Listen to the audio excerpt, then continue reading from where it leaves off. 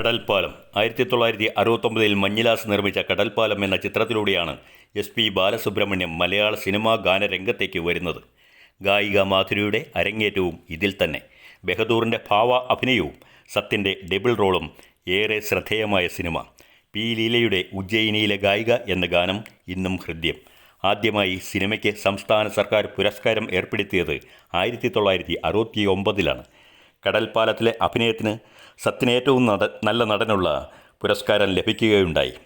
താരങ്ങൾ സത്യൻ, നസീർ, KP ഉമ്മർ, അടൂർ ബാസി, ബെഹദൂർ, ജയഭാരതി, വിജയചന്ദ്രിക, അടൂർ ഭവാനി എന്നിവരായിരുന്നു. രചന KT Muhammad, സംവിധാനം KS സേതുമാധവൻ, ക്യാമറ മെല്ലി ഇറാനി, വയലാർ ഗാനങ്ങൾക്ക് ദേവരാജൻ്റെ സംഗീതം. 1969 ജൂലൈ 25 KS സേതുമാധവൻ്റെ സംവിധാനത്തിൽ മഞ്ഞിലാസ് നിർമ്മിച്ച കടൽപ്പാലം എന്ന ചിത്രം മലയാളത്തിൽ അച്ഛൻ മക്കൾ പോരാട്ട കഥകളിൽ മുൻപന്തിയിൽ നിൽക്കുന്നു. ആദ്യം കൈമളെന്ന അച്ഛൻ കഥാപാത്രത്തെ എടുക്കാം. ഉരുക്കുമനുഷ്യൻ എന്ന് വിളിപ്പേരുള്ള അഡ്വക്കേറ്റ് നാരായണ കൈമൾ എന്ന ഈ കഥാപാത്രത്തിൻ്റെ സ്വഭാവം പേരുപോലെ തന്നെ വളരെ സങ്കീർണവുമാണ്. കഥയുടെ പകുതിയോളം ഭാഗത്ത് കൈമൾ അന്ധനാണ്. എന്നാൽ തുടർന്നുള്ള ഭാഗങ്ങളിൽ കൈമളിന് കാഴ്ച തിരിച്ചു കിട്ടുന്നുണ്ട്. എന്നാൽ അദ്ദേഹം അന്ധത നടിച്ച് ജീവിക്കാൻ തീരുമാനിക്കുന്നു.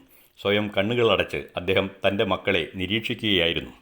മക്കളോടുള്ള സ്നേഹം പുറത്ത് കാണിക്കാതെ ജീവിച്ച ഒരച്ഛൻ്റെ മകനായതുകൊണ്ടുള്ള ഏറ്റക്കുറച്ചുകൾ സ്വഭാവത്തിൽ അലിഞ്ഞു ചേർന്നിട്ടുള്ള രഘു എന്ന മൂത്ത മകൻ്റെ ഭാഗവും എടുത്ത സത്യൻ അഭിനയത്തിൻ്റെ കാര്യത്തിൽ അദ്ദേഹത്തോട് തന്നെ ഏറ്റുമുട്ടുന്ന അപൂർവ കാഴ്ചയാണ് കടൽപ്പാലത്തിൻ്റെ ആകർഷണം.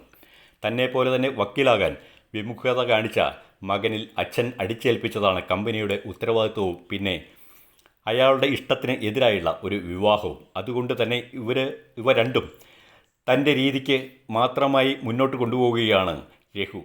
ഭാര്യയോടോ കമ്പനിയോടോ അയാൾക്ക് വലിയ ആത്മാർത്ഥത ഇല്ല. അച്ഛനും മകനും മുഖാമുഖം വരുന്ന 4 രംഗങ്ങളാണ് ഈ ചിത്രത്തിലുള്ളത്. സംസാരത്തിലും ഭാവത്തിലും കണ്ണിൻ്റെ ഒരു ചെറു ചലനത്തിൽ പോലും രണ്ടും 2 വ്യക്തികളാണെന്ന് തോന്നിപ്പിക്കത്തക്ക വിധത്തിൽ ആ ഭാഗങ്ങൾ മികവുറ്റതാക്കിയതിൻ്റെ ക്രെഡിറ്റ് മുഴുവനും സത്യനെന്ന നടന് മാത്രം അവകാശപ്പെട്ടതാണ്. കൈമൾ തൻ്റെ ഇളയ മകൾക്ക് സ്ത്രീധനമായി രഘു നടത്തുന്ന കമ്പനി കൊടുക്കാനാണ് തീരുമാനിക്കുന്നത്. ആ സ്ത്രീധനം ചെന്നെത്തുന്നത് എങ്ങനെയെങ്കിലും ഈ കമ്പനി കൈക്കലാക്കണം എന്ന ഉദ്ദേശത്തോടെ നിൽക്കുന്ന നാണുക്കുട്ടൻ നായരിലാണ്. ഇതറിയാവുന്ന രഘു എതിർക്കുന്നു. അച്ഛനു വഴങ്ങാത്ത മകനെ കൈമൾ ഇറക്കി വിടുമ്പോൾ അയാൾക്ക് അഭയം കൊടുക്കുന്നത് കൈമളിൻ്റെ തന്നെ ഭൂമിയിൽ വാടകയ്ക്ക് താമസിക്കുന്ന ഖദീജയാണ്. ആ വീട്ടിൽ രഘു താമസിക്കുന്നു. കൈമൾ ചെയ്ത ദ്രോഹങ്ങളിൽ ഏറ്റവും ക്രൂരമായത് ഖദീജയുടെ ഭർത്താവിനോട് പണ്ട് അയാൾ കാണിച്ച നന്ദികേടാണ്. എന്നിട്ടും കൈമളിനെ കുറ്റപ്പെടുത്താനോ അയാൾക്കെതിരെ നിൽക്കാനോ ഖദീജ തയ്യാറായിട്ടില്ല. പക്ഷേ താൻ മകനെപ്പോലെ കരുതുന്ന രഘു ആ വീട്ടിൽ തന്നോടൊപ്പം കഴിയുന്നത് അവർക്കും താല്പര്യമായിരുന്നു. രഘുവിൻ്റെ ഭാര്യ പ്രശാന്തി ഒരു പാവം സ്ത്രീയാണ്. രഘുവിനും അതറിയാം. പക്ഷേ അവളോട് അയാൾ പലപ്പോഴും കാണിക്കുന്ന അവഗണന അച്ഛനോടുള്ള പ്രതിഷേധം മാത്രമാണ്. അതുകൊണ്ടാണ് അയൽവാസിയായ ഖദീജയുടെ ശാസനയ്ക്ക് രഘു വഴങ്ങുന്നതും ഭാര്യയെ കൂടി ഖദീജയുടെ വീട്ടിലേക്ക് കൊണ്ടുവരുന്നതും. ഖദീജയുടെ വളർത്തുമകൻ മുരളിയും കൂടി കൈമളിൻ്റെ വീട്ടിൽ നിന്നും ഒരാളെ കൊണ്ടുവരുന്നു. മറ്റാരുമല്ല, കൈമളിൻ്റെ മകൾ ഗീതയെ.